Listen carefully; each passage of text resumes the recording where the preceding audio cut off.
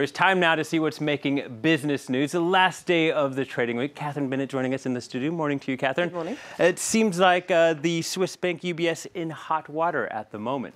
Yes, and not just in France, also in hot water on the other side of the Atlantic.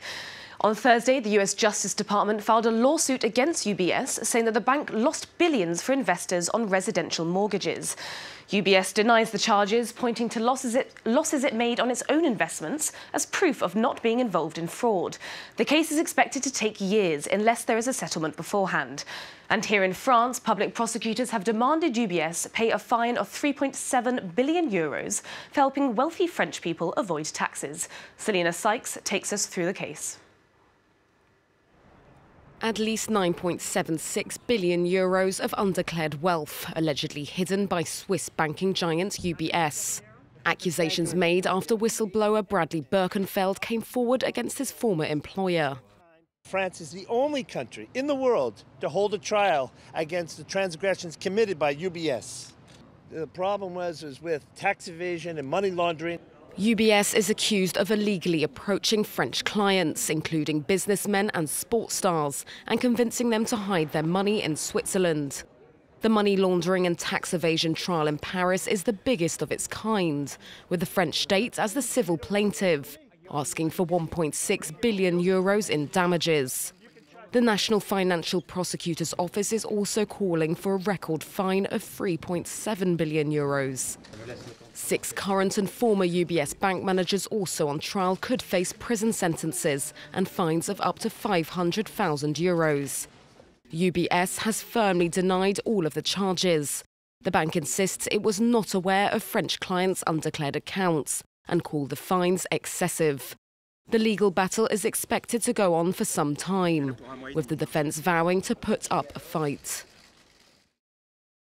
Another court, this time in Germany, ruled that the towns of Bonn and Cologne must ban older diesel vehicles to meet EU pollution standards.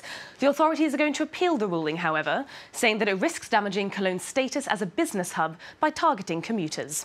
The ban also isn't good news for diesel car makers who continue to suffer from the slew of negative headlines more than 3 years after the Volkswagen diesel scandal. Now let's turn to see what the markets are doing. Major markets in Asia were lower across the board on Friday, reflecting ongoing trade tensions between the US and China. And now that midterms are over, the focus is back on that frosty relationship between the two economies. So the Shanghai Composite dropped over 1%, the Hang Seng Index dropping dramatically, continuing to creep downwards, now down by over 2.5%. Japan's Nikkei also shed over 1%. And in Europe, we're seeing a similar lower trend. Investors are still keeping one eye on Italy as its standoff with Brussels continues. Yesterday, the European Commission said that Rome has no future outside of the Eurozone and warned that the country's forecasts were not in line with its own calculations. So we're seeing the FTSE 100 and CAC 40 both opening down by over 0.5%, and the DAX is also dipping by just under 0.5%. South Korean President Moon Jae-in fired his finance minister, Kim Dong-yeon, on Friday. The chief of staff for policy was also replaced. Moon has been facing down growing disapproval over his poor handling of the economy, including his moves to raise the country's minimum wage, cut working hours, and give temporary staff permanent jobs. Economists, however, say the policies have actually hurt growth.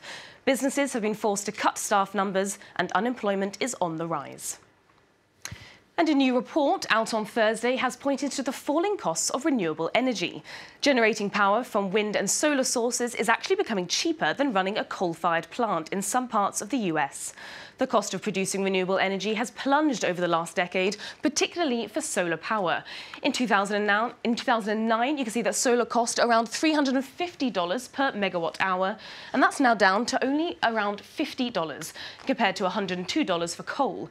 Of course, this spells bad news for US President Donald Trump's desire to revive the US coal mining industry. And bad news for journalists. China's state news agency Xinhua News has developed a new virtual news presenter using artificial intelligence. The agency says that the bot could be used to report breaking news and says that it reads reports as professionally as a real journalist. The AI technology was debuted in China's annual World Internet Conference this week. So although it looks quite good, he's in a sharp suit there, the presenter doesn't actually sound that natural. So I think our jobs are going to be safe for now. Safe? Safe for now. He has a good tie. His hair's done well, but he doesn't have that charming American drawl. The charm, No, he doesn't. All right, thank you very much, Catherine.